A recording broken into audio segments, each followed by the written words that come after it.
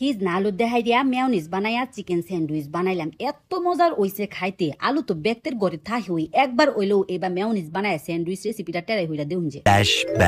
আসসালামু আলাইকুম প্রিয় ভাই বোনেরা, আশা করি আল্লাহর রহমতে ব্যক্তি বালা আছেন, আমরাও বালা আছি আলহামদুলিল্লাহ।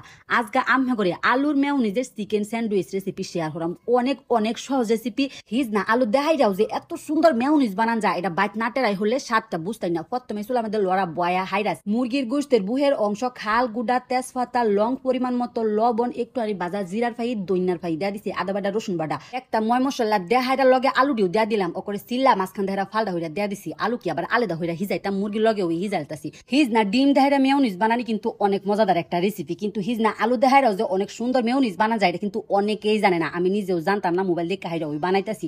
আলু দি হিজ জায়গা কখন একটা ব্যালেন্ডার লই লইছি। হিজ না আলু দেহাইরা রসুনের কোয়া দিছি, রসুনের কোয়া দিয়ে হালকা একটু বাইজা লইছি, দুইটা হুক না মইছো একটুখানি টেলা লইছি।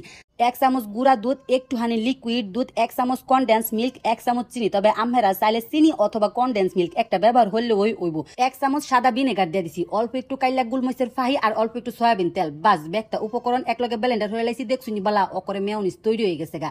আঙ্গুল দেহার একটু বড়ায় মুহে দিছি। আলহামদুলিল্লাহ এতটা টেস্ট হইছে। ওখানে হুক না মইছেন একটুখানি ফাহি দেহাই আমাকে দেখাই জাস্ট এটা কিন্তু বোঝা যাইতেছে না আলু দেহারা যে বানানি হয়েছে। অবশ্যই অবশ্যই এই রেসিপিটা বাচ্চারা হইরা দেখবেন। হুদা রুটি দেহারা খাইতেও এই রেসিপিটা অকরে দুর্দান্ত লাগে। তবে আজকে কিন্তু চিকেন স্যান্ডউইচটা বানায় মুরগির গোশতের একটা বুহের অংশ লইছি, কয়েকটা হুয়া পইলা লইছি আর গাজর।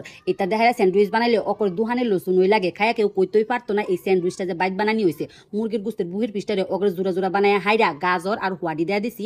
পলুনি দেহাইরা গাজর আর হুয়াডি পইলা হাইরা চিপা রসটা ফালাই লইছি। এত হইরা স্যান্ডউইচের মধ্যে পানি পানি থাকতো না। আলুর মেয়নিজ দেহাইরা দেয়া দিছে 2 চামচ টক দই। টক দইটা অবশ্যই অপশনাল, আমার টান খাইতে ভালো লাগে লাগিয়ে দিছি। টমেটো সস আসি না বোতল জাহায়া একটুখানি দেয়া দিছি। অনেক একটা উপকরণ একলগে মাহাইলছি। এই সালাদটা খাইতে কি যে বালা লাগে, আমি হুদা হুদা ওই বই খাইছি। একের ভিতর দুই অকরে দুইটা রেসিপি আমি লগে শেয়ার করছি, চিকেন স্যান্ডউইচ আর হইছিল হিজ না আলুর মেয়নিজ। দুইটা রেসিপি অকরে দুর্দান্ত। তবে আমি যদি চাইন হিজ না আলু দেহাইরা মেয়নিজ বানায়া হাইরা হোয়া আর গাজর দেহাইরাও কিন্তু স্যান্ডউইচটা বানায় খাইতারিন। ওহনে খালি পাউরুটির ভিতরে বইরা হাইরা স্যান্ডউইচ লসুন বানাইলাম। আমরা বাঙালি পাউরুটি তো হুদা হুদা ওই খাইলতারি, আর বাইর যদি এত সহজে স্যান্ডউইচ বানায় খাউন যাতে তো কথা হই নাই গা। যেহেতু এটা বিদেশি রেসিপি তবুও কিন্তু অনেক দুর্দান্ত। বর্তমানে এই ফাস্টফুড কিন্তু অনেক জনপ্রিয়।